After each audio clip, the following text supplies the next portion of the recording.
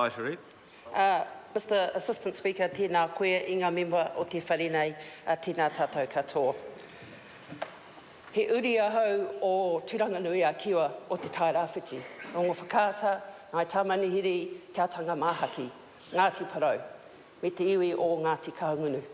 E tū, e mihi kia koutou katoa. Ngāti Hineuru whenua, Ngāti Hineuru mana, Ngāti Hineuru tangata, tēnei te mihi maiha kia koutou.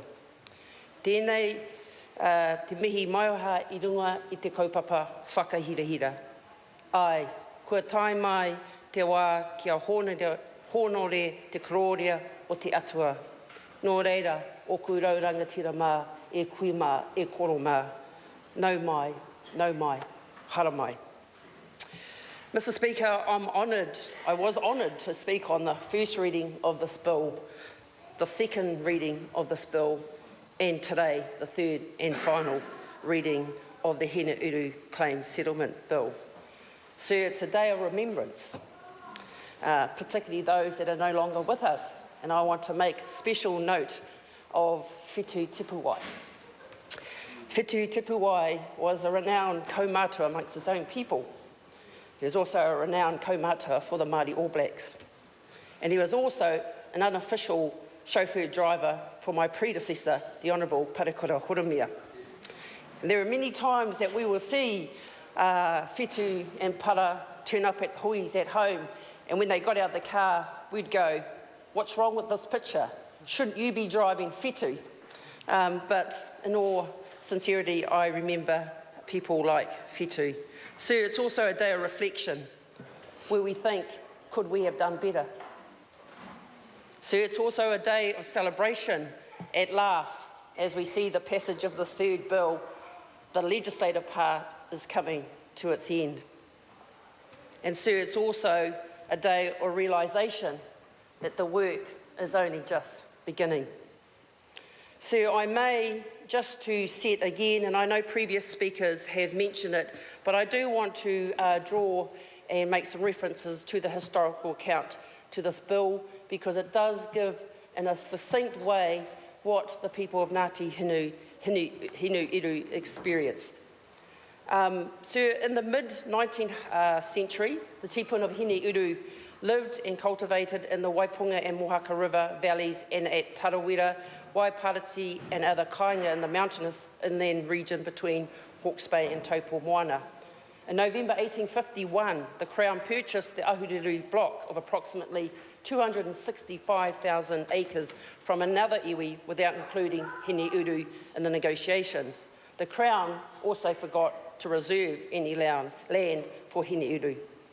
By the mid-1860s, some Hineuru converted to Pai Mārie. Pānapa, the Pai Mārie leader among Hineuru, established a Pai Mārie settlement at Waiparati.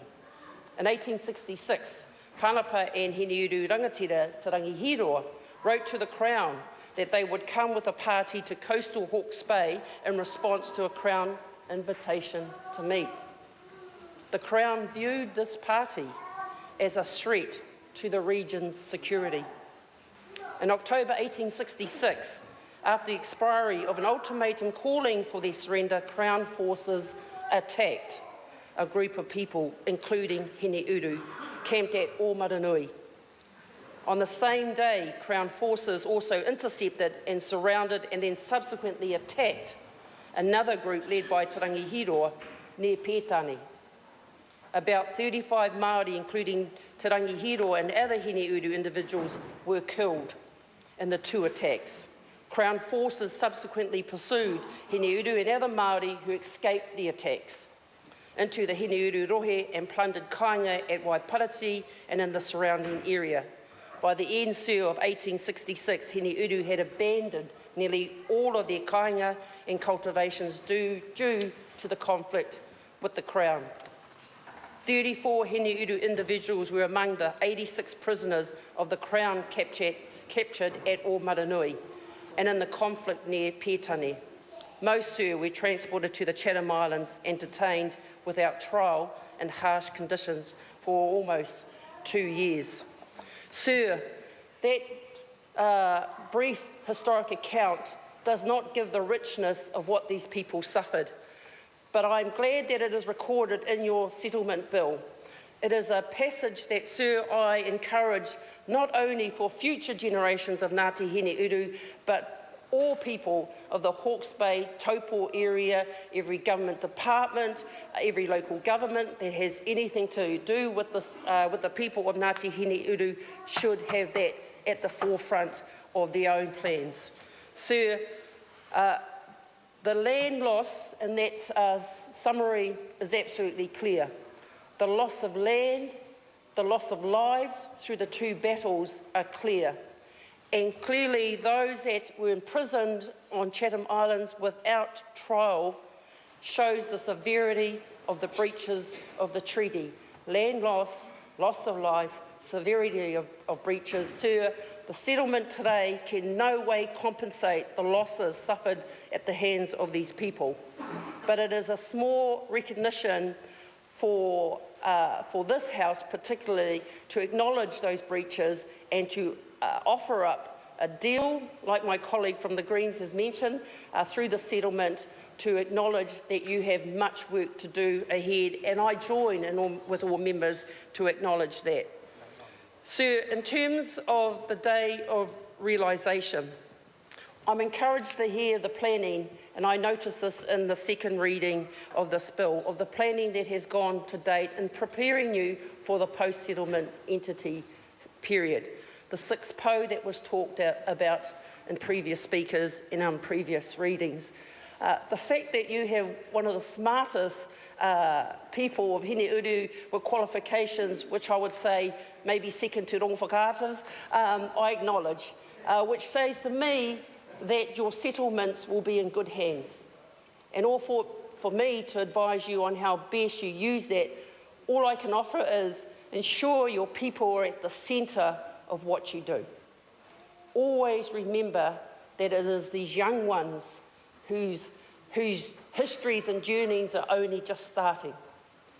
And so as we celebrate when we leave this house, because we've got over this milestone, there has been some planning already to date, and there'll be planning yet to come. Like many members in this house, I get to travel around not only my electorate of Ikaroa Rāwhiti, but throughout the country. And we get to see some quite innovative Māori enterprises that are going out there. I always am biased that when we are running enterprise, I want our people to be at the heart of not only running those enterprises, but actually benefiting from them. And so, Sir, as we stand and celebrate the passage of this bill, I too want to acknowledge the work of the Minister, your negotiators, the work of the officials, colleagues on the Māori Affairs Select Committee. I was at the hearings that we had in Napier. Whenever I'll remember Hineuru, I'll remember seeing my dad walk into the back. Right next door to the hearings is the hot pools in Napier, and that was where my mum and dad would always go. So they came over and had a nohi. So standing in supporting this bill, I remember people like that have supported it. So just in my last few minutes, in the first and second reading, and I feel I need to say it in this third reading, land alienation, and as we pass this legislation, acknowledgement of your own alienation from land, that we have to remind ourselves that this House, when we pass legislation that involves Māori land, that Māori have to be at the forefront of those changes. And we have Te Turu Whenua Bill right in front of this House. Submissions close on July 14. I've been running workshops throughout my electorate. Flo, I didn't see you in Hastings, but hopefully you'll put a submission in. It closes on July 14. Please, whānau, have your say on the future of our whenua. Mr. Speaker, I commend this bill to the House. Speaker. Tim McIndoe. Kia ora.